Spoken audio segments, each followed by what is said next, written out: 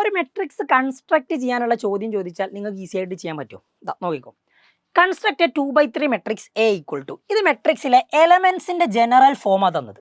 A i j എന്നാണ് elements denote ചെയ്യുക. And whose elements are given by a i j is equal to 2i+j. നോക്കണേ, അതായത് ഈ A i J represent ചെയ്തത് 2i+j എന്നാ. 2i+j. അപ്പൊ ഐ എന്ന് പറഞ്ഞാൽ എന്താ? Raw position. ജെ എന്ന് പറഞ്ഞാൽ എന്താ? Column position. അപ്പൊ ഇവിടെ A11 എഴുതിയിട്ടുണ്ടെങ്കിൽ first row first column element എന്നാ. A12 എഴുതിയിട്ടുണ്ട് first row second column element എന്നാ. അത് നിങ്ങൾക്ക് നോക്കാം, ഫസ്റ്റ് റോയിലാണ് സെക്കൻഡ് കോളത്തിലാണ്. പക്ഷെ അതൊന്നുമല്ല പ്രശ്നം. 2/3 മെട്രിക്സാ കൺസ്ട്രക്ട് ചെയ്യാൻ പറഞ്ഞത്. അപ്പൊ എന്ത് വേണം?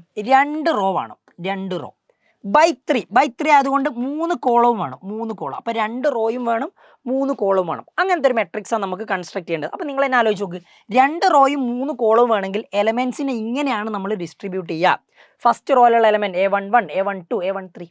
സെക്കൻഡ് റോയിലുള്ളത് A21, A22, A23.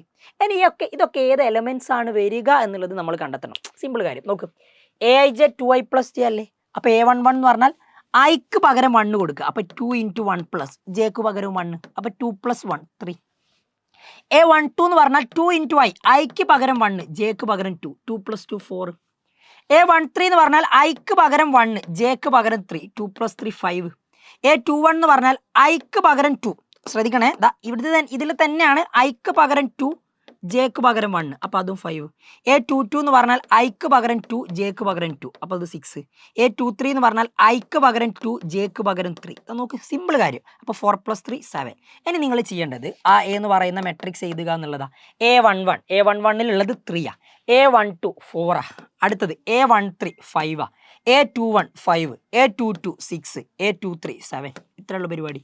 ഇങ്ങനെയാണ് ആ മെട്രിക്സ് കൺസ്ട്രക്ട് ചെയ്യേണ്ടത്. Very easy. ദെൻ അങ്ങനെയാണെങ്കിൽ ഈ മെട്രിക്സ് നിങ്ങൾ കൺസ്ട്രക്ട് ചെയ്തിട്ട് പറ്റുകയാണെങ്കിൽ ആൻസർ കമൻറ്റ് ചെയ്തു.